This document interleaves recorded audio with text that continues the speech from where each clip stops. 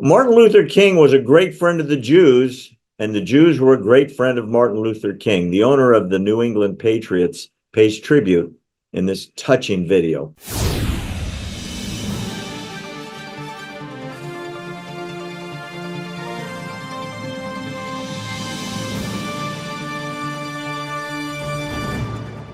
I have a history lesson for those out there that don't know the history. Martin Luther King, besides being a phenomenal American and a great civil rights leader, was a great friend of the Jewish people, and the Jewish people were a great friend of Martin Luther King. At the Super Bowl, Robert Kraft, who happens to own the New England Patriots, started a foundation and did several commercials with Martin Luther King's speechwriter, in this case, Dr. Clarence Jones, who wrote the I Have a Dream speech, or as he puts it, the first 7 paragraphs of that speech. One of the most famous speeches in American history.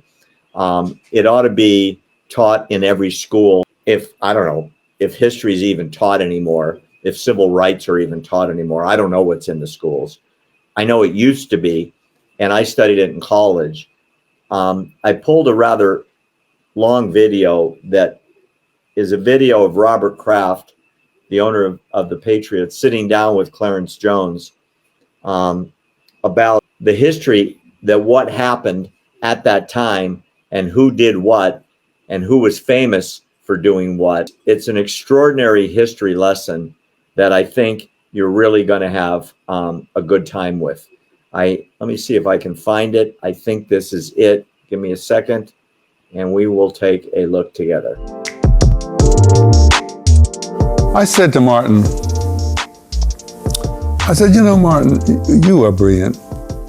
You're the most brilliant person I know. But I said, you know, we're only 12% of the population. And I said, I'm gonna be candid with you.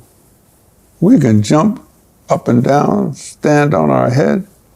There's no way in hell we're gonna get 88% of the population to do what we want you think they should do. They're not gonna do it. Unless we find a significant segment of that 88% of the population who would join us. He says, well, you know, you're right on the theory. And I said, Martin, I'm telling you, that's the reality. So I'm not a bashful person. So I don't know exactly where it was, but I was someplace and I saw some white people out protesting with us. So I go up to them and I said, excuse me. And they knew who I was. Oh, Attorney Jones and so forth. So I said, but tell me, why are you here protesting? I would just bluntly, why are you here? And at least 90% of the responses were a variation on the theme which I'm going to share with you. Attorney Jones, you should know, and you go back and tell your Dr. King, we're here with you because my grandpa and grandma died in the Holocaust. This is what they would want me to do. So I'm here honoring what my grandpa... Their memory. So when I went back to say, Martin, I said, you know what? I said, you know, all white people from a distance, they may look alike, but they're not all alike. Let me tell you what the ones who are white and Jewish tell me why they're with us. He said, are you serious? I said, I'm dead serious. And then he began to be more conscious of that. And I can't say exactly the time frame. And then he developed this extraordinary relationship with Abraham Joshua Heschel. Developed. I tell everybody, there's no way in hell. There's no way in hell we would have been able to successfully pass the Civil Rights Act of 1964 or Voting Rights Act of 1965, but for the 24/7 support of the Jewish community. See, what you're saying is so important today that people have lost the history of the bond of our people. Thank you. But you know what the biggest evil is to me? And seeing these young people being a Holocaust Right. denier. And that's the reason. Right. Real powerful stuff. It really is. I've never seen that. My family, Holocaust survivors and Holocaust victims. And I'm proud to say that when you look at the pictures of Martin Luther King marching in Selma, in Montgomery, in 62 and 63 and 64 and 65, arm in arm with white people, those white people were Jewish rabbis that realized that unless blacks are free, nobody's free. And they were the only ones that stood by him. They were the ones that went to jail. They were the ones that got arrested. They were the ones that got the dogs turned on them by George Wallace, the racist governor, if you remember.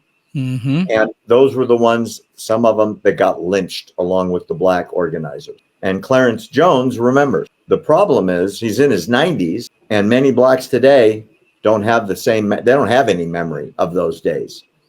They've been corrupted by this insanity that somehow Jews are the enemy, when the reality is they were the allies that made the Civil Rights Act and the Voting Rights Act happen. Yep. And is it related to ask, how do you think they voted?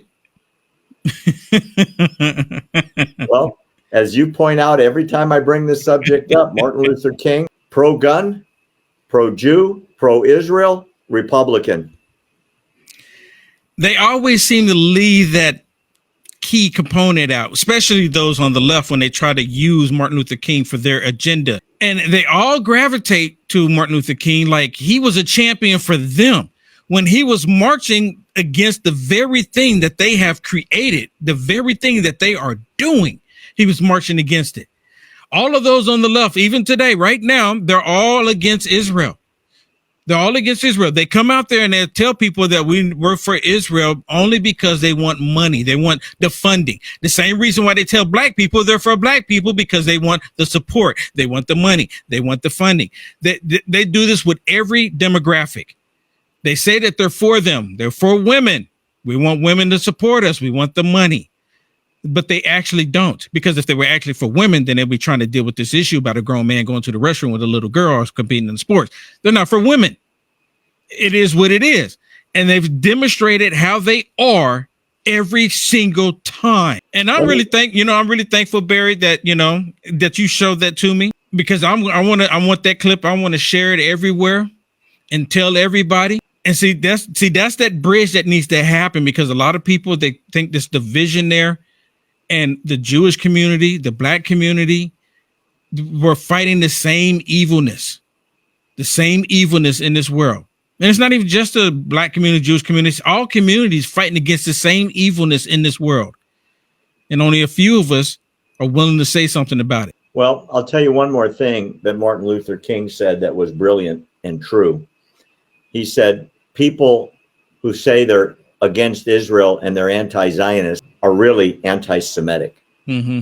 And that's the cover for it. Yeah. And he never, ever let Israel forget that he was pro-Israel and pro-Jewish, because he remembered who his friends were. And when he turned behind him and saw who was following and who was support, the lawyers representing him were Jewish. The ministers walking with him were Jewish rabbis. And the guys walking arm in arm were Jewish organizers. He remembered who his friends were, and he never let them forget it. And I so wish the lessons of Martin Luther King were still with us today, especially in the black community. Yeah.